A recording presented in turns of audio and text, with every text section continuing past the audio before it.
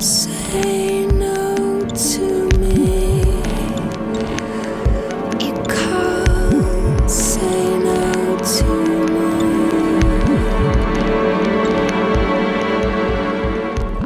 I want to see.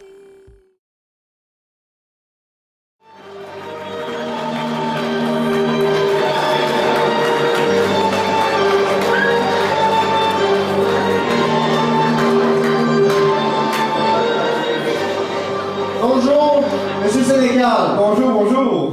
Et bienvenue dans votre univers. Puisqu'il s'agit de votre deuxième passage chez nous, mais surtout pour rendre justice à l'auteur exceptionnel que vous êtes, l'idée nous est donc venue de vous rendre un hommage tout particulier. Vous proposez en effet aux visiteurs du Salon du Livre de venir plonger dans l'univers éclaté de leur auteur préféré. Nous vous avons donc pris au pied de la lettre. Selon nos sources, dans votre jeunesse, vous avez voulu devenir médecin. C'est pourquoi les thèmes de notre conférence seront découpés en parties d'une autopsie. Nous essaierons d'aller dans les profondeurs de votre esprit. Mais avant tout cet univers, c'est des corps. Ce n'est que matériel. Tout cela n'a aucune justification. Monsieur Sénécal, veuillez nous excuser un moment, mais quelque chose n'est pas conforme. Il manque un détail. Mais qu'est-ce que j'entends?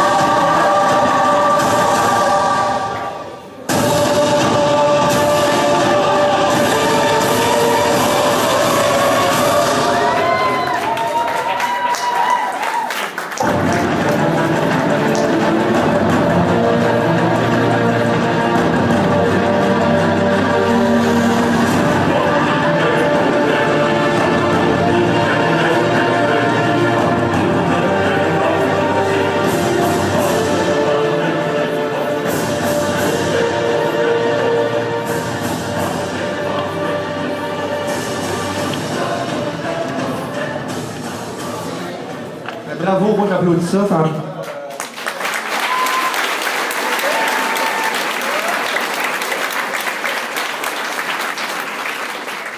C'est ça que j'ai dans la tête, c'est ça? C'est ça que j'ai... Ah ouais, ça va pas bien.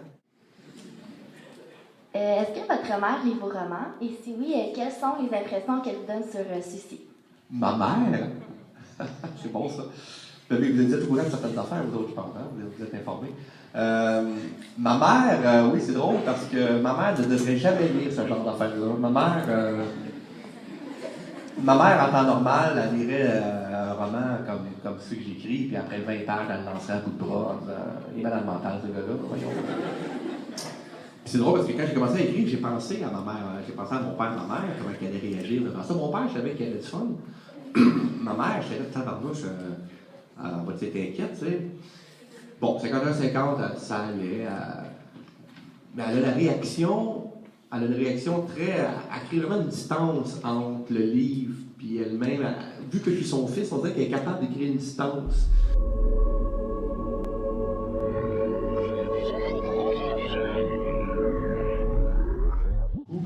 Quand j'avais écrit Sous le seuil, par exemple, j'étais allé.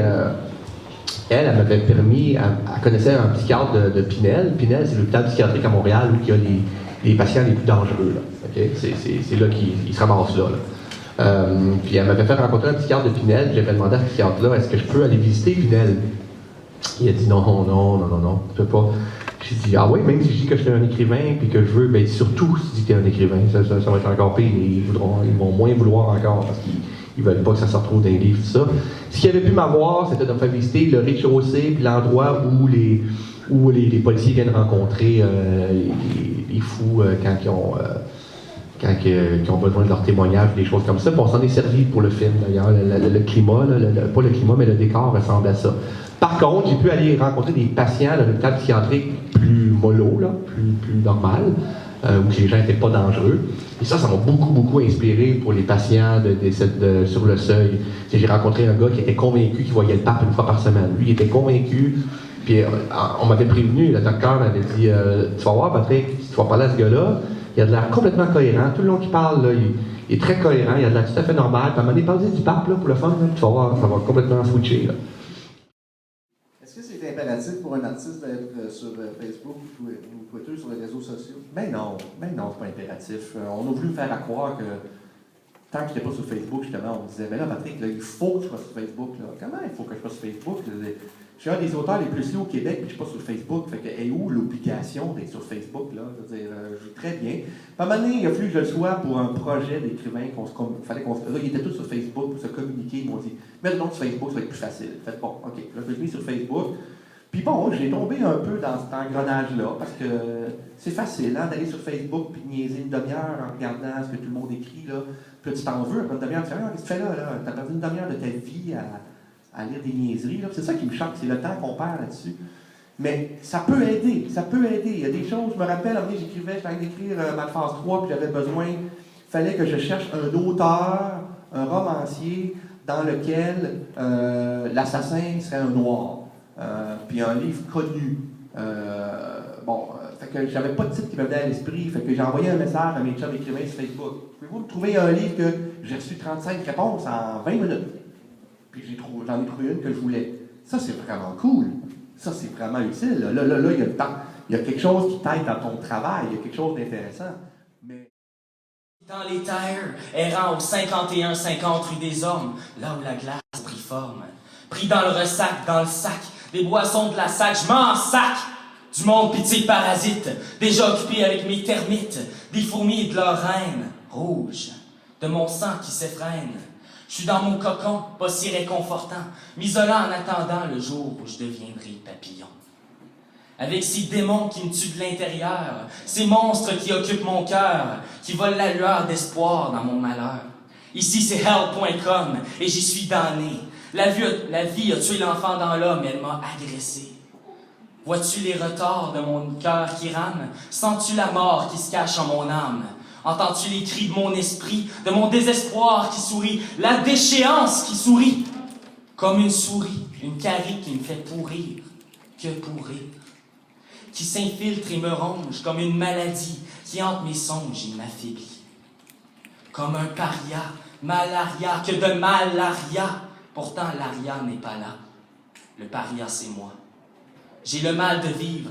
Il n'y a de pire ennemi que soi. Et je dois y survivre. Comme plus tôt dit, mon bonheur se tarit. Plus tôt dit que jamais, et ça paraît. Mes épaules qui s'affaissent. Mon apparence qui se délaisse. Mon âme en laisse et mon moral en pièces. Mes yeux hagards, mon corps tendu comme un ressort. Et pourtant lent comme dans le lard. Mais épuisé par l'effort de se lever chaque jour, sans que rien n'ait changé, au grand vide qui m'habite, ce trouble qui m'habite. L'effort de passer maître dans l'art de rester sourd, à l'horreur de la vie qui court, à la douleur de ma vie qui déchire, à ma conscience qui chire. Toutes les nuits, sur le seuil de ma vie, à chaque semaine les 7 jours du talion, mais quand la mort me prendra-t-elle, moi et mes haillons? C'est né calé dans des livres noirs que je fais le loir, en broyant du noir tous les soirs. Pour mieux passer le mois de ma vie de gueux, je m'immerge dans le eux, je mets pour me débarrasser de mes boulets. C'est à eux que je les transmets. Mes douleurs et mes peines, mes poumons hors d'haleine. Pardonnez-moi, victime sénécale. Je vous torture et ne vous ménage en rien. Je vous écrase de ma misère, je vous calme.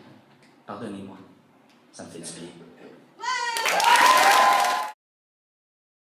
En mettant des photos choquantes. Votre Toi, père... t'es vraiment freakant, toi. Votre père commente souvent vos photos et vos statuts. Pourquoi cherchez-vous la controverse sur les réseaux sociaux? C'est bien drôle cette question-là, moi j'étais tout courant.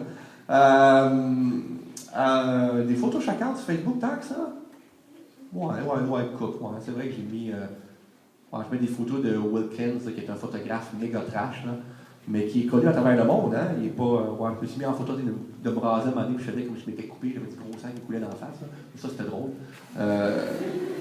Mon père fait des commentaires, ça avec le temps. Mais en fait, je mets des photos comme ça parce que ça affiche qui je suis. Hein? Le but, c'est un peu ça, c'est montrer nos couleurs. Il y a une forme de provocation, un peu parce que je sais que j'ai quelques amis Facebook qui sont très, très prudes et très straight, puis j'aime ça les provoquer un peu. Il y a une fille, entre autres, elle a marqué des belles affaires, la vie est belle, puis tout est beau, puis tatata. Puis moi, je fais exprès, là, je réponds des affaires où j'envoie des vidéos, là, juste pour la secouer un peu. Là. J'avoue que je n'ai pas ça. Pendant Noël, elle montrait des photos. Elle dit, regardez mes enfants, des photos du Père Noël. Des photos du Père Noël. J'ai envoyé moi aussi, j'en ai une bonne, puis je montre un cadavre de Père Noël dans la rivière qui est mort. Je pense qu'elle ne l'a pas montré à ses enfants. Mais c'est correct, là, on se fait ça de façon très amicale, là, parce qu'on j'espère, mais la manière qu'elle me répond, je pense qu'elle trouve ça rigolo. Là. Oui, il y a de bon. Je sais. Puis en plus, c'est vrai que les médias sociaux, j'ai une relation amour-haine avec ça. Moi, ça fait juste 1 an que je suis sur Facebook. Mais oui, il y a de bon. Je sais. Puis en plus, c'est vrai que les médias sociaux, j'ai une relation amour-haine avec ça. Moi, ça fait juste 1 an que je suis sur Facebook. Je sais pas encore comment prendre ça. Au moins une fois par semaine, j'ai le goût de m'enlever de ça parce que je trouve ça extrêmement insignifiant. Mais en même temps, il y a des choses intéressantes de temps en temps, mais il y a tellement. Puis pourtant, mes amis que j'ai choisis, là, c'est des gens avec qui j'ai le goût de parler, mais je suis plus capable des photos de chats, je suis plus capable des anecdotes. Ce matin, ma fille m'a dit puis j'ai répondu ouais, puis quoi? Puis la fille m'a fait telle réponse, c'est cute, hein? Je suis plus capable de ça. Le monde qui raconte leur quotidien, je veux dire, le quotidien, ça intéresse personne. Mais là, Facebook a créé l'illusion que le quotidien devient intéressant pour tout le monde. Facebook a créé l'illusion que quand on se gratte le matin, quand on se lève, ça vaut la peine d'être dit. Facebook nous donne l'impression que nous sommes tous intéressants tout le temps. Et c'est faux. C'est faux. La plupart du temps, nous ne sommes pas intéressants pour personne d'autre à part nous. Et c'est très correct. Parce que la vie n'est pas un show perpétuel. C'est pas vrai. Ici, à un moment donné, tout ce qu'on dit, tout ce qui nous arrive vaut la peine d'être publié sur Facebook. Mais quand il va nous arriver quelque chose de vraiment intéressant et qu'on va vouloir le dire, ça va être banal. Ça va se banaliser par tout seul parce que tout à coup, c'est une autre parmi tant d'autres choses qui nous est arrivée. Puis on ne fera plus la différence entre ce qui est vraiment important ou non. Puis je trouve que toute la notion d'intimité, la tête en train de tomber, il n'y a plus rien d'intime. Bonjour. Bonjour. Nous aimerions vous entendre sur l'avenir de la littérature au Québec. Eh mon Dieu, je suis pas un spécialiste, hein. Je sais pas, comment. En tout cas, une chose est sûre, c'est qu'on s'ouvre de plus en plus. Le Québec, longtemps, n'a pas beaucoup exploré les genres, justement. On était beaucoup dans la littérature rurale, après ça, la littérature très misérabiliste. On était beaucoup aussi, tu sais, comme on est un peuple qui avons traversé beaucoup d'épreuves, comme on est un peuple qui avons été conquis, tout ça, on dirait qu'on avait besoin d'explorer beaucoup notre mal-être, d'explorer beaucoup notre espèce de désespoir. Puis longtemps, on a eu au Québec des livres qui étaient beaucoup des personnages, un peu des losers sympathiques, des livres qui finissaient mal, bon, tout ça, puis qui avaient des petites vies, puis qu'ils ne sortaient pas de leur petite misère, bon, tout ça. Et là, il y a des chefs-d'œuvre là-dedans, ça c'est dit, là, il y a des grands livres. Mais là, on dirait que depuis quelques années, on s'est permis tout à coup de juste aller dans l'imaginaire, de juste explorer un bon thriller, une bonne histoire, d'aller dans le roman policier, d'aller dans le roman d'horreur, d'aller dans des choses comme ça. Donc, moi, ce que je vois maintenant, c'est qu'on peut tout faire au Québec côté littéraire. Il n'y a plus de comment je dirais, de chasse-gardée, pas de chasse-gardée, c'est pas ça que je veux dire, mais de genres qui ne sont pas québécois. Pour vous autres, c'est peut-être, vous êtes trop jeunes pour avoir vu ça, mais moi, quand j'ai commencé à écrire en 94, mon premier roman que j'ai publié en 94, il n'y avait pas de roman. Il y avait très peu de romans policiers québécois. Il y avait très peu de thrillers québécois, de romans d'horreur québécois. Il y en avait une couple, mais c'était bien underground. C'était pas connu, puis on n'en parlait pas dans les journaux vraiment. Et les éditeurs québécois ne savaient pas trop comment traiter ces livres-là. Ils sortaient un livre, mettons, je vais vous donner un exemple. Daniel Cernine, qui a écrit un des meilleurs romans de science-fiction que j'ai lu dans ma vie, c'est un Québécois, ça s'appelle Chronoreg. Puis quand son éditeur a sorti ça à l'époque, il a traité ça comme un roman québécois mainstream, alors que tu ne peux pas traiter un roman de science-fiction comme un roman québécois, dans le sens que si toi, dans une librairie, puis t'aimes la science-fiction, tu n'iras pas dans la section roman québécois. Tu vas aller dans la section roman science-fiction. Mais eux autres, l'éditeur, il l'avait publié comme roman québécois, avec sa couverture, une couverture qui ne faisait pas science-fiction, pas en tout, puis il avait mis ça dans la section roman québécois. Mais ce roman-là, personne ne l'a lu, ou à peu près. Et là, il n'y a pas longtemps, mon éditeur, à lire, qui connaît la littérature de genre, l'a ressorti comme un roman science-fiction. Là, il est dans les sections de roman science-fiction, et là, ben, il a été plus lu, là, ce roman-là, là, grâce à ça. Donc, on commence à traiter la littérature selon ses genres, selon ses lecteurs, et je trouve ça encourageant. Maintenant, ce qui me fait un petit peu peur, c'est qu'on commence à avoir une fascination pour, comment je dirais ça, pour les recettes et pour les vedettes. Maintenant, on va faire des commandes à des auteurs pour qu'ils écrivent tel genre de roman. Tu sais, comme depuis le succès de Twilight, on voit de plus en plus d'éditeurs qui veulent avoir leur Twilight québécois ou qui veulent avoir leur roman de vampire québécois. Bon, ou des éditeurs qui vont vouloir publier des vedettes. Pas des vedettes dans le sens d'auteurs connus, mais des gens qui ne sont pas des écrivains, mais qui tout à coup vont écrire quelque chose avec leur nom dessus, puis là, ça va se vendre, ça va devenir connu juste parce que c'est une vedette qui l'a écrit. T'sais. Alors, ça, c'est un petit peu dangereux. Il ne faut pas perdre de vue non plus l'aspect littéraire. Il ne faut pas perdre de vue que, après tout, on est des écrivains. On n'est pas des amuseurs publics. On n'est pas des vedettes qui vont aller faire des shows de recettes à la TV nécessairement. On n'est pas des... Bon, on peut le faire, ça nous tente, puis si on connaît ça, mais il ne faut pas tomber dans cette... Je trouve que jusqu'à maintenant, la littérature se tire assez bien de ça. Là, la télé-réalité n'a pas encore touché la littérature, et tant mieux parce que ça serait bien plate d'avoir une télé-réalité sur des écrivains. Là. Je veux dire, comme je vous disais tantôt, on écrit. Là. Fait que, imaginez une télé-réalité où on nous voit écrire. Il faudrait se mettre en bobette et en camisole là, pour attirer l'attention. Puis j'ai beaucoup d'écrivains dans la tête que je me dis non, mauvaise idée. Dont moi. Fait que, donc, on échappe un peu encore à ça, mais de plus en plus, la littérature peut devenir comme une espèce de... Il y a un Américain là, qui a sorti un livre où que pendant que tu lis le livre, tu vas voir telle scène, tu vas voir qu'est-ce qui se passe dans la scène, tu vas faire une adresse Internet, puis là, on te montre la scène en vrai, filmée en vrai. Ça me fait un peu peur, ces bébelles-là. Parce que je trouve que comme tu n'es plus dans la littérature, tu n'es plus dans le cinéma, tu es comme dans une espèce de je sais pas quoi. Fait que tu t'imagines un personnage, tu t'imagines un univers, et tout à coup, tu vas voir une scène de ce livre-là en film où on vient t'imposer un univers que toi, tu t'étais peut-être pas fait dans ta tête. Fait que j'espère qu'on va être à l'abri un peu de ces bébelles-là au Québec dans les prochaines années. Mais moi, juste de voir des choses comme ici, ça me montre que il y en a du monde, il y en a des jeunes qui lisent, il y en a des jeunes qui sont intéressés. Il y a moyen, là. C'est pas vrai que la littérature est en train de disparaître, puis je pense que c'est beaucoup plus compliqué que ça.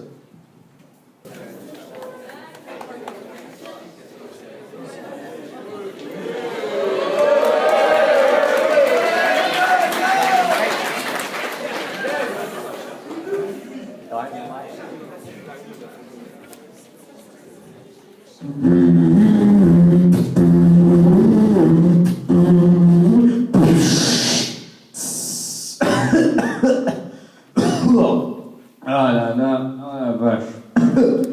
Ok.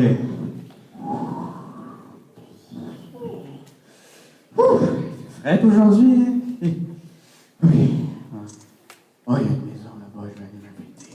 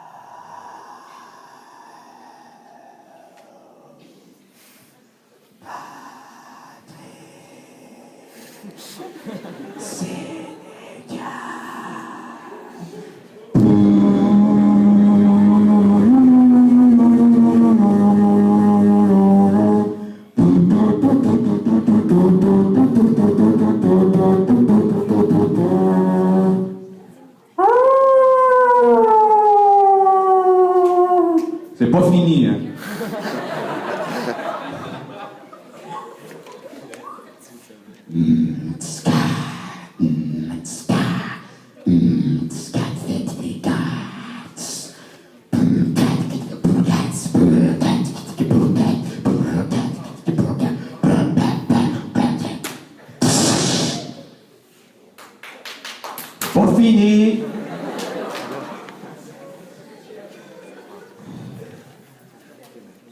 plus